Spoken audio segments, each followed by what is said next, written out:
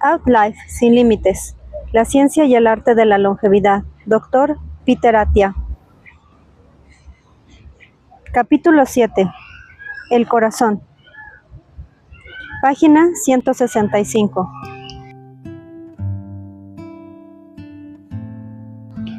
No tengo ni idea de si esto significa que estoy exento de riesgos. Francamente lo dudo, pero al menos ya no temo morir de una enfermedad cardiovascular como antes. Mi largo y exhaustivo programa de prevención parece haber dado sus frutos. Me siento mucho mejor ahora a los 50 que cuando tenía 36 años, y mi riesgo es mucho menor según cualquier criterio, a excepción de la edad. Una de las principales razones es que empecé pronto, mucho antes de que la medicina 2.0 me hubiera sugerido realizar cualquier intervención. Sin embargo, la mayoría de los médicos y expertos en cardiología seguirían insistiendo en que la treintena es una edad demasiado temprana para empezar a centrarse en la prevención primaria de las cardiopatías. Este punto de vista es cuestionado directamente por un artículo de JAMA Cardiology de 2018, del que es autor Alan Snyderman, en el que se comparan en términos de prevención los horizontes de riesgo de 10 años frente a los 30. A través del análisis de Snyderman y sus colegas se descubrió que considerar un plazo de 30 años en lugar de 10 años habitual y tomar pronto estrictas medidas de precaución, como comenzar antes el tratamiento con estatinas en determinados pacientes, podría prevenir cientos de miles de episodios coronarios más y, por consiguiente, podría salvar muchas vidas. Para contextualizarlo, la mayoría de los estudios sobre estatinas utilizadas en prevención primaria, es decir, la prevención de un primer episodio coronario, duran aproximadamente 5 años y suelen arrojar un número de enfermos que es necesario tratar, o NNT, el número de pacientes que deben tomar un fármaco para evitar la muerte, entre 33 y 130 aproximadamente, en función del perfil de riesgo de referencia de los pacientes. Sorprendentemente, los ensayos más largos sobre estatinas realizados hasta la fecha solo han durado 7 años. Sin embargo, si se analiza su potencial de reducción del riesgo a lo largo de un periodo de 30 años, como hizo el estudio de Snyderman, el NNT se reduce al menos de 7. Por cada 7 personas a las que se administra una estatina en esta fase temprana, podríamos salvar una vida. La razón es simple: el riesgo es proporcional a la exposición a la ApoB a lo largo del tiempo. Cuanto antes reduzcamos su exposición y por tanto el riesgo, más beneficios obtendremos con el tiempo y mayor será la disminución global del riesgo. Esto resume la diferencia fundamental entre la medicina 2.0 y la medicina 3.0 en lo que respecta a las enfermedades cardiovasculares. La primera considera la prevención en gran medida como una cuestión de gestión del riesgo a relativamente corto plazo. La medicina 3.0 adopta una visión mucho más a largo plazo y, lo que es más importante, trata de identificar y eliminar el principal agente causal del proceso de la enfermedad, la ApoB. Esto cambia por completo nuestro enfoque del tratamiento. Por ejemplo, una persona de 45 años con ApoB elevada tiene un riesgo menor a 10 años que una de 75 con ApoB baja. Por tanto, la medicina 2.0 diría que hay que tratar a la persona de 75 años, debido a su edad, y no a la de 45. En cambio, la medicina 3.0 dice que no se tenga en cuenta el riesgo de 10 años y que se trate al agente causal en ambos casos, reduciendo la ApoB de la persona de 45 años tanto como sea posible. Una vez que se comprende que las partículas ApoB, LDL, VLDL, EP, LPA están relacionadas causalmente con las enfermedades cardiovasculares, el juego cambia por completo. La única forma de detener la enfermedad es erradicar la causa y el mejor momento para hacerlo es ahora. Por si todavía no te he convencido, pongamos otro ejemplo. Sabemos que fumar está relacionado con el cáncer de pulmón. ¿Deberíamos decirle a alguien que deje de fumar solo cuando su riesgo de cáncer a 10 años alcance un determinado umbral? Es decir, ¿creemos que está bien que la gente siga fumando hasta los 65 años y luego lo deje? ¿O deberíamos hacer todo lo posible para ayudar a los jóvenes que acaban de adquirir el hábito a dejarlo? Visto así, la respuesta es inequívoca. Cuanto antes les cortes la cabeza a la serpiente, menor será el riesgo de que te muerda. Breve resumen de los medicamentos hipolipemiantes. Aunque hay 7 estatinas en el mercado, tiendo a empezar con la rosuvastatina, Crestor, y solo la cambio si produce algún efecto negativo, por ejemplo, un síntoma o un biomarcador. Mi objetivo es radical, es decir, como explica Peter Levy, lo que pretendo es reducir la concentración de ApoB de una persona de 20 o 30 miligramos por decilitro aproximadamente, la que tendría un niño.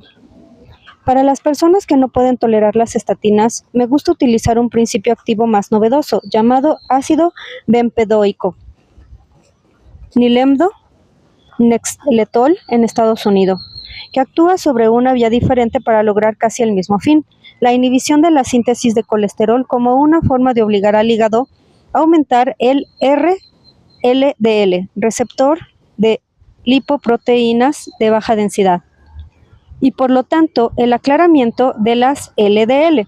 Sin embargo, mientras que las estatinas inhiben la síntesis de colesterol en todo el organismo, sobre todo en los músculos, el ácido bempedoico solo lo hace en el hígado, por lo que no provoca los efectos secundarios asociados a las estatinas, en especial los dolores musculares. El principal problema de este fármaco es su precio. Otro principio activo denominado ezetimiba, Absorcol, Zetia en Estados Unidos, bloquea la absorción de colesterol en el tubo gastrointestinal. Esto, a su vez, reduce la cantidad de colesterol hepático, lo que conduce de nuevo a un aumento de la expresión del receptor de lipoproteínas de baja densidad, RLDL, y a un mayor aclaramiento de las partículas ApoB, que es lo que deseamos conseguir. La ezetimiba combina muy bien con las estatinas, porque estas, que bloquean la síntesis de colesterol, tienden a provocar un aumento, reflejo, de la absorción del mismo en el intestino, exactamente lo que la ezetimiba es capaz de prevenir con tanta eficacia.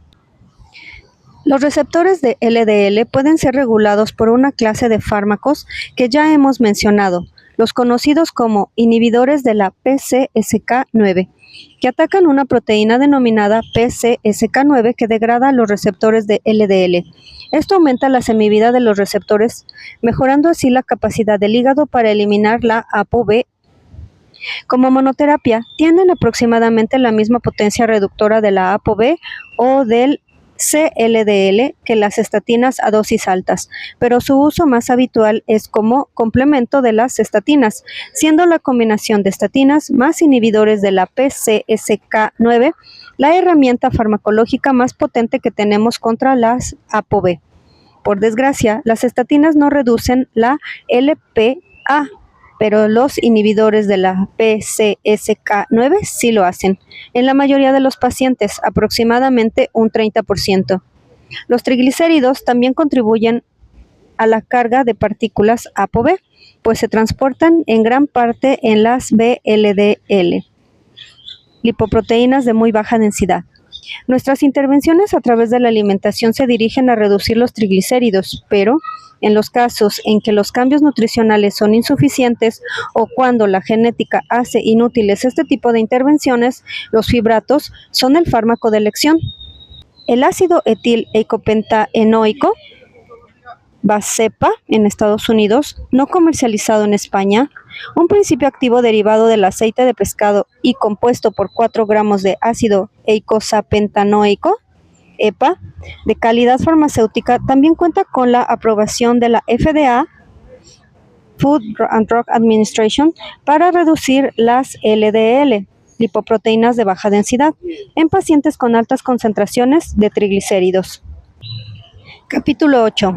La célula de crecimiento descontrolado. Nuevas formas de abordar el mortífero cáncer. Puede que debas librar una batalla, más de una vez, para ganarla. Margaret Thatcher. Steve Rosenberg Todavía era un joven médico residente cuando se encontró con el paciente que determinaría el curso de su carrera y posiblemente del tratamiento del cáncer en general.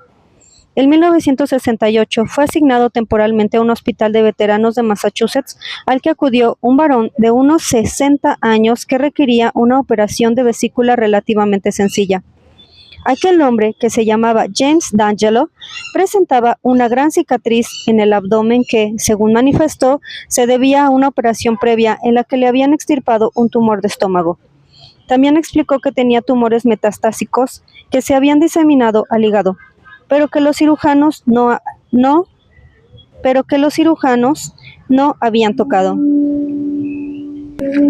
Rosenberg tenía la certeza de que este paciente estaba equivocado, pues habría sido un milagro que hubiera sobrevivido más de 6 meses si realmente tuviera cáncer de estómago metastásico.